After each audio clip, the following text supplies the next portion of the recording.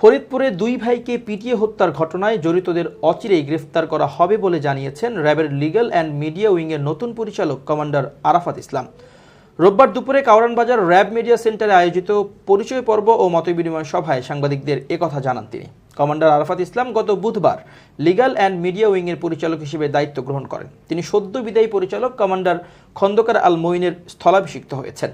ফরিদপুরের মধুখালীর ডুমাইন ইউনিয়নের পঞ্চপল্লীতে মন্দিরের পাশে দুই ভাইকে পিটিয়ে হত্যার ঘটনার সাথে জড়িত ইউনিয়ন পরিষদ চেয়ারম্যান শাহ আসাদুজ্জামান ও সদস্য অজিত কুমার বিশ্বাসকে ধরিয়ে দিতে পুরস্কার ঘোষণা করেছেন ফরিদপুরের জেলা প্রশাসক কামরুল আহসান তালুকদার। তাদের গ্রেফতারের এলিট ফোর্স র্যাব কী ধরনের উদ্যোগ নিয়েছে জানতে চাইলে তিনি বলেন, র্যাবের ইন্টেলিজেন্স উইং বিষয়টি নিয়ে কাজ করছে। দেশের যে কোনো জায়গায় যে কোনো প্রান্তে যে কোনো ঘটনা চাঞ্চল্যের সৃষ্টি করে। আইনশৃঙ্খলা বাহিনী এসব ঘটনা নিয়ে কাজ করে, অপরাধীদের গ্রেফতার করে আইনের হাতে সোপর্দ করে থাকে।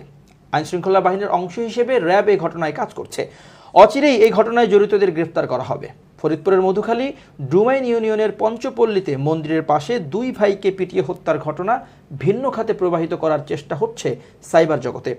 যারা অপচেষ্টা করছেন তাদের শনাক্ত করা হয়েছে কিনা জানতে চাইলে তিনি বলেন, একটা অপরাধ সংগঠনের পর অপচেষ্টা বা ধামাচাপা দেওয়ার চেষ্টা হতে পারে। অপরাধী গ্রেফতার হলেই সব বেরিয়ে আসবে।